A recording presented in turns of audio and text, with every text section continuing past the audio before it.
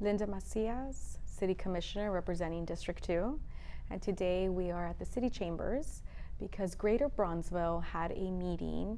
Greater Brownsville is our economic development organization, and I came on here because I feel that it's so important to get involved, not only as a commissioner, and I didn't come here with a commissioner hat. I came here as a concerned citizen and advocate for the community as well as a mother.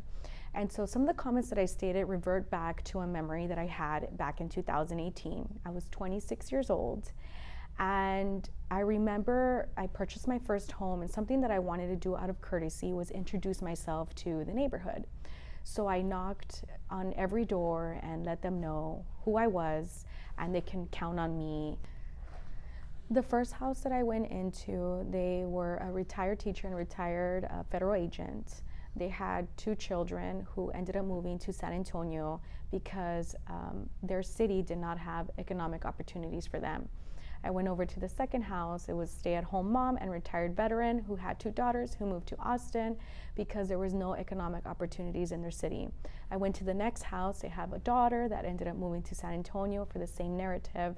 The next house, they had 3 children that ended up moving, one to Harlingen, Austin, and California due to the lack of opportunity. So by the 7th house, there was a narrative, there was a story within our community that we had a first generation of individuals who became educated, and their children stood on those shoulders and became educated as well, but outgrew the opportunities that their city had.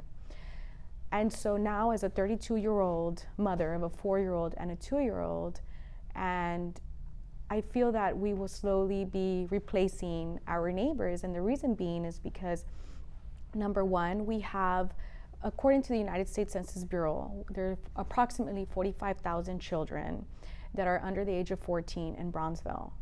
Our birth rate is not going to replace these children because we have a low birth rate, and this is an issue that's going across the United States. On the contrary, what I fear is that we're not rapidly creating economic opportunities for those 45,000 children.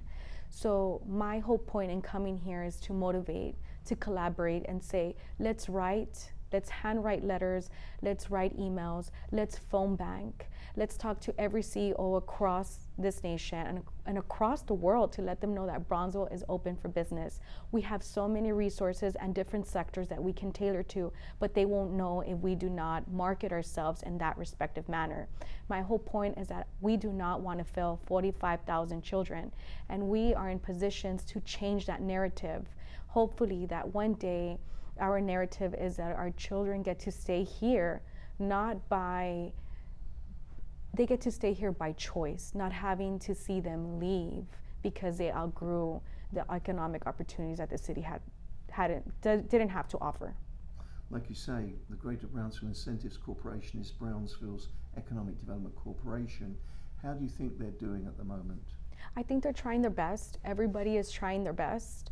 But I'm definitely someone who feels that we have a gap, right? As I just shared the story, we have a gap, and we need to move fast all together to close that gap because the time was yesterday. This is not to bring anybody down. Like I mentioned, everybody is trying their best here, and I know that they're doing well. They do have some upcoming projects, and they are trying to have conversations with some major stakeholders to bring in those economic opportunities, but the main point is just to empower and let them know that we are here, and I love working. I love what we're doing, and I just want to offer my help to change the narrative so children get an opportunity to live here in the city too. But anything else you'd like to say on this issue, Linda?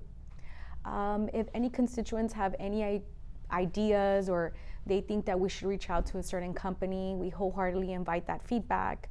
You can always find my information on the City of Brownsville webpage. I will continuously work from every angle, whether it's quality of life, to road improvements, to parks and rec, and also to economic opportunities. This is one of the biggest criticisms that I received as a candidate. People wanted more economic opportunities, and the time is now. Linda, thank you so much for today's interview.